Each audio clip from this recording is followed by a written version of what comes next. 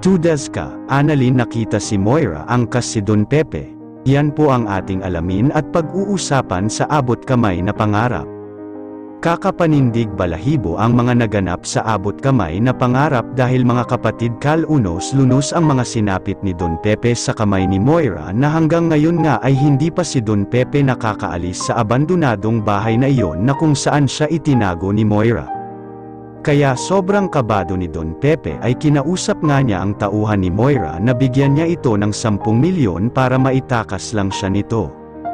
Mga kapatid, hindi man natin sure kung makakaalis ba si Don Pepe sa lugar na iyon dahil si Don Pepe ay dali-daling itatakas ng tao na iyon.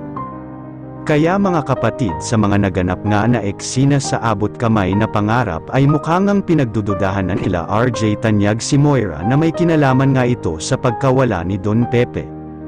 Kaya naman si Moira ay nagpalusot ito para hindi siya mahalata sa pagkawala ni Don Pepe, kaya mismo nga naman ang ate ni RJ Tanyag ay malakas ang loob na si Moira nga naman talaga ay may kinalaman sa pagkawala ni Don Pepe. Mga kapatid, ang nakakainis lang ay si Annalyn na talaga ang nagsasabi sa kanyang ina na si Lynette na si Moira talaga ang may kagagawan sa pagkawala ni Don Pepe, kaso lang si Lynette ay ayaw talaga ito maniwala sa mga sinasabi ng kanyang anak na si Annalyn.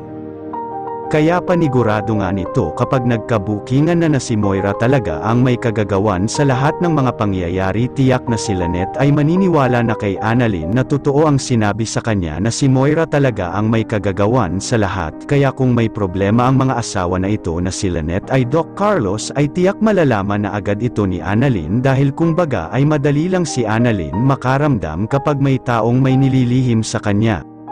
Mga kapatid, malalaman na ba talaga nila na si Moira talaga ang tunay na may kagagawan kay Don Pepe?